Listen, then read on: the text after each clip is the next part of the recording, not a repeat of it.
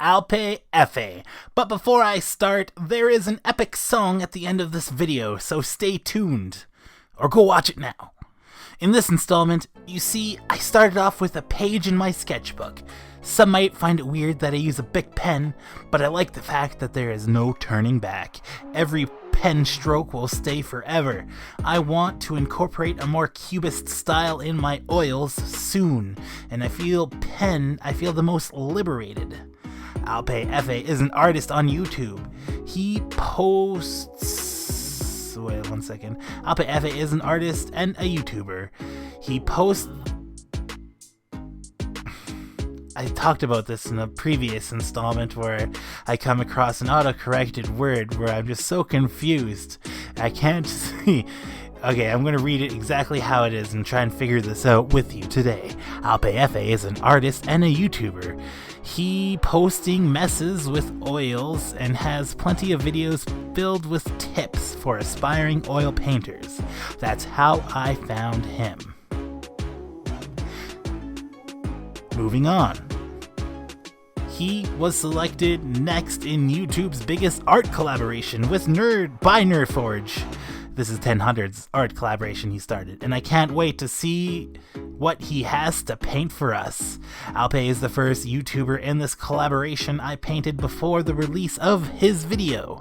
Therefore, there's not much space left on the original piece of art, and I'm a little bummed out that I haven't become a big enough art YouTuber in the meantime to join this art collab before it is done.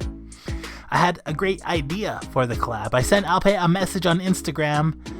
It is still not too late for him to read it and get inspired enough to select me as the next art YouTuber in the series. Come on, Alpay. I am dreaming, of course. I couldn't really imagine being selected because I have under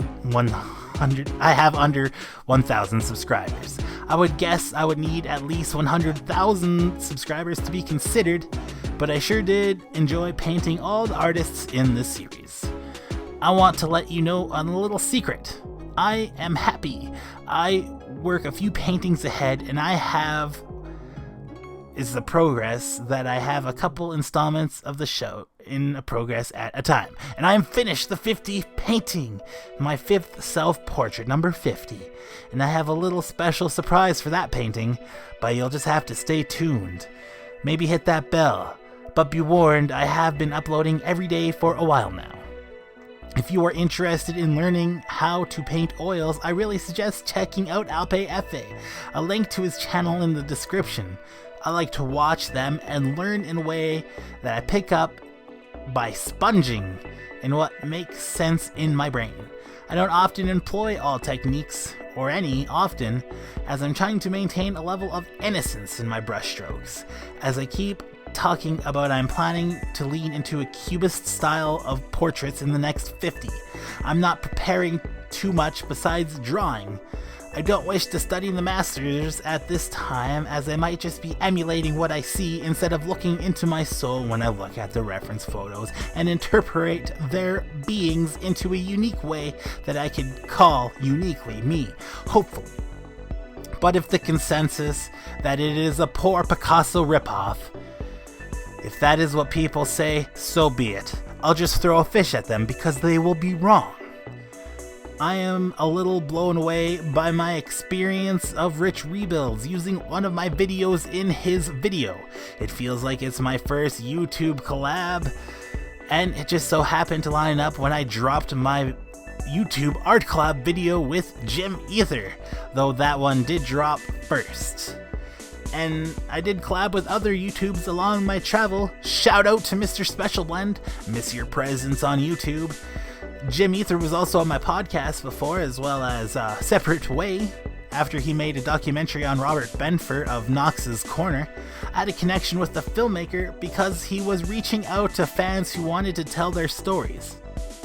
When it came to Robert, it happened through Jason Steele's Film Cow website forums, a place I visited every so often until its death. But I was one of the few that took this guy seriously, and I offered my time to tell my story. And I'm briefly featured in his film that is on YouTube here. and played at a film festival, if I remember. That is how it ended up getting an IMDb credit. My second. I had a cameo also in the film Hello Destroyer, my other IMDb credit. I got in with that gig because the film was shot in Prince George, British Columbia, Canada. And I was at work watching the news, as that was my job. There was a little segment about the director. He was having a call out and getting the word out about his film. So I did what they said to do if you were interested in the news segment. I emailed the director, Kevin Funk, attached a selfie and a description of how I looked, and I had a brief meet and greet planned. And I think he gave me the role in his mind because I look how I look. And the role was so small, he didn't really have to count on my acting, which of course is top notch, but might have been a little bit green at the time. The experience was pretty neat. I am living in the same place now, but the shoot was just down the road, so I walked there. They had the diner where it was the Camelot in Prince George, if you know where that is.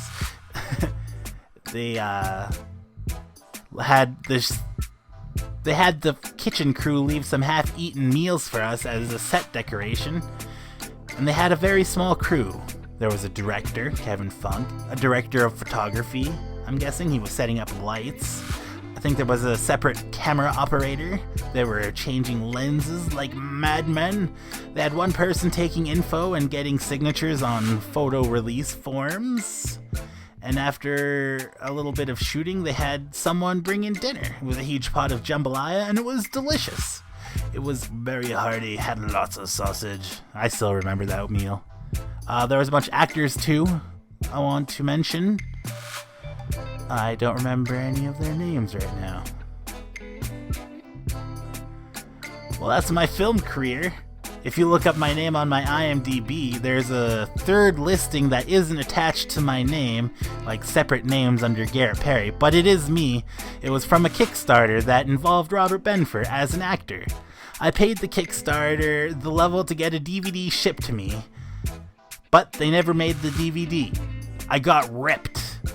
I never even seen the film. I'm waiting for that DVD. Come to think about it, my Kickstarter email might not be the right email. I'll have to go check. 2 hours later. Yeah, it's my old email. And also, they never sent a survey request for the DVD, so that theory's out the window. The estimate delivery for the DVD was December 2012. I think the director may have been counting on the Mayan calendar, but if my math is correct, my DVD is 8.5 years late at this point, and I'm a little miffed. They think the movie link would be enough, but no, I paid for a DVD. I was promised a DVD, and I will not review this movie until I get my DVD. Shame on you, duo director Dustin Hamlin and Brad Rowland. You think I'd be content with a lame Vimeo link in December 23rd, 2016, 4 years late? I'm so pissed. I am so pissed that 5.5 years later, after the film was available online, 8.5 years after I was grifted for the $15, I have still not seen the film. Yo, you know who makes a tight painting? Yo, that's right. My bro GP does, he paints a tight. Every day I pick up a paintbrush, even when I have nothing to say.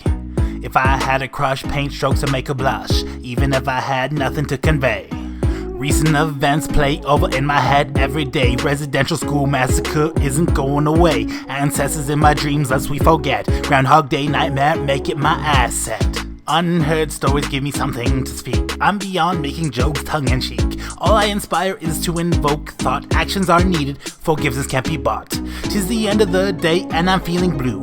Creating activism from my bedroom. I'm GP Does and I'm painting you. If you made it this far, subscribe, I presume. Yeah, I'll take you. You will come with me too. Yeah, you're pretty cool. No, I think I'll leave you behind. You're too old.